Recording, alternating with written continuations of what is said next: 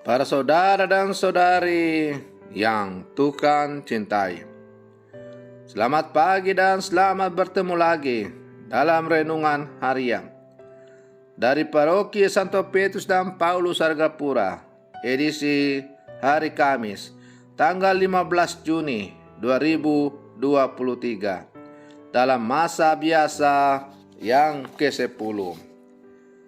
Mengawali hari yang baru ini, kita hendak mendengar dan merenungkan sabda Tuhan. Marilah sebelum kita mendengar dan merenungkan sabda Tuhan, kita berdoa.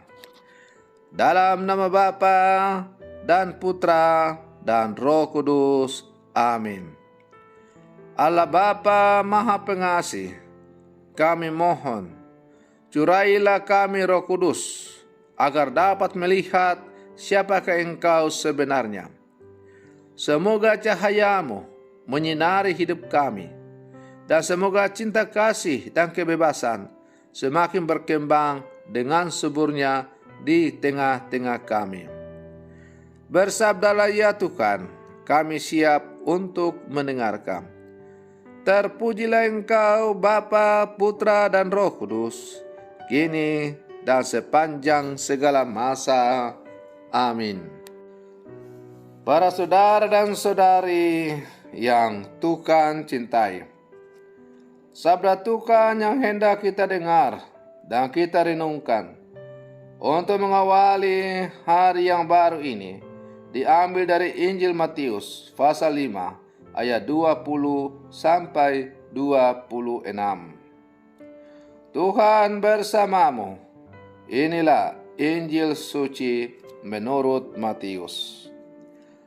Dalam khotbah di bukit, berkatalah Yesus, "Jika hidup keagamaanmu tidak lebih benar daripada hidup keagamaan para ahli Taurat dan orang-orang Farisi, kalian tidak akan masuk ke dalam kerajaan surga. Kalian telah mendengar apa yang disabdakan kepada nenek moyang kita. Jangan membunuh. Siapa yang membunuh harus dihukum. Tetapi aku berkata kepadamu, setiap orang yang marah terhadap saudaranya harus dihukum. Barang siapa berkata kepada saudaranya kafir, harus dihadapkan ke mahkamah agama. Dan siapa yang berkata jahil harus diserahkan ke dalam neraka yang menyala-nyala. Sebab itu, jika engkau mempersembahkan persembahanmu di atas mezbah, dan engkau teringat akan sesuatu yang ada dalam hati saudaramu terhadap engkau, tinggalkanlah persembahanmu itu di depan mezbah itu, dan pergilah berdamai dahulu dengan saudaramu, lalu kembali untuk mempersembahkan persembahan itu. Segeralah berdamai dengan lawanmu selama engkau bersama-sama dia di tengah jalan, supaya lawanmu jangan menyerahkan engkau kepada hakim, dan hakim itu menyerahkan engkau kepada pembantunya, dan engkau dilemparkan ke dalam penjara. Aku berkata kepadamu, sesungguhnya engkau tidak akan keluar dari sana sebelum engkau membayar hutangmu sampai lunas. Demikianlah sabda Tuhan. Para saudara dan saudari yang Tuhan cintai, iman Kristiani dilandaskan pada kebenaran hidup di hadirat Allah dan bukan dasarkan atas kebenaran manusia. Injil menegaskan bahwa kehidupan yang benar di hadirat Allah jauh lebih penting daripada hidup menurut pedoman manusiawi. Dengan kata lain, kejujuran dalam hidup beriman menjadi amat menentukan bagi kita. Dengan contoh aneka, penulis Injil Matius, sebagaimana kita dengar yang baru saja kita dengar pada hari ini menampilkan pengajaran Yesus tentang hal itu. Cita-cita hidup Kristen memang tinggi. Kasih Yesus Kristus bahkan tidak membiarkan orang marah terhadap saudaranya. Kata-kata, tindakan, dan pikiran orang beriman sungguh harus mencerminkan kuat kuasa kasih sehingga seluruh kehidupan dibangun di atasnya.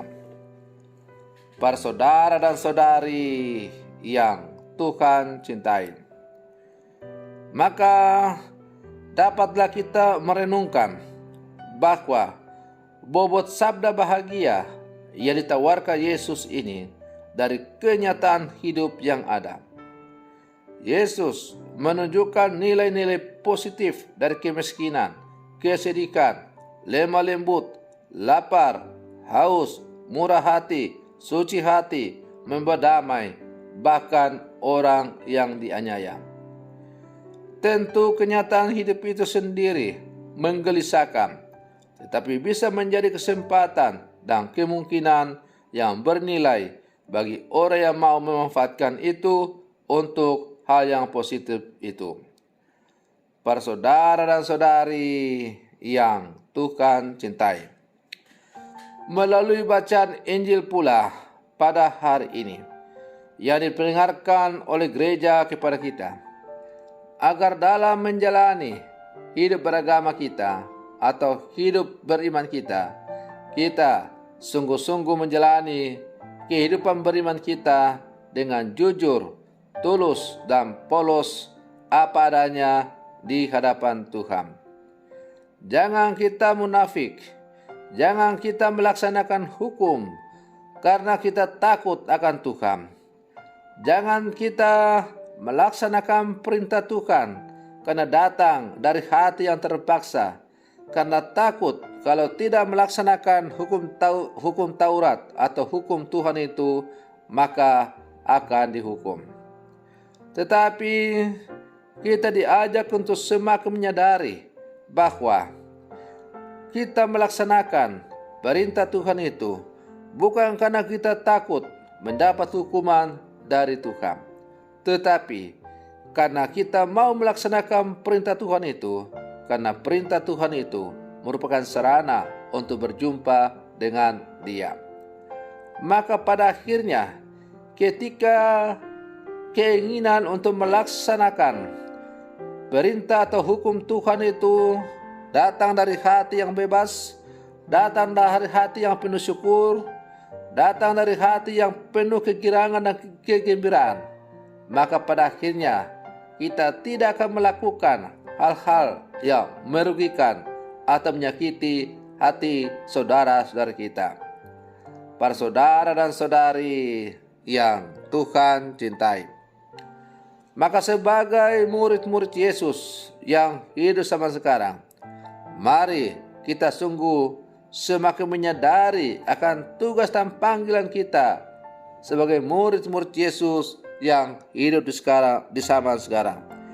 Mari kita menjadi pelaksana-pelaksana perintah Tuhan yang handal dalam hidup kita.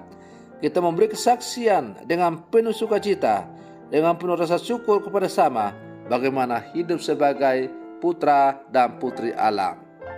Semoga perlindungan saya untuk mengawali hari yang baru ini semakin menghantar kita untuk menjadi murid-murid Yesus yang sejati di zaman sekarang. Semoga demikian. Selamat pagi. Tuhan Yesus memberkati.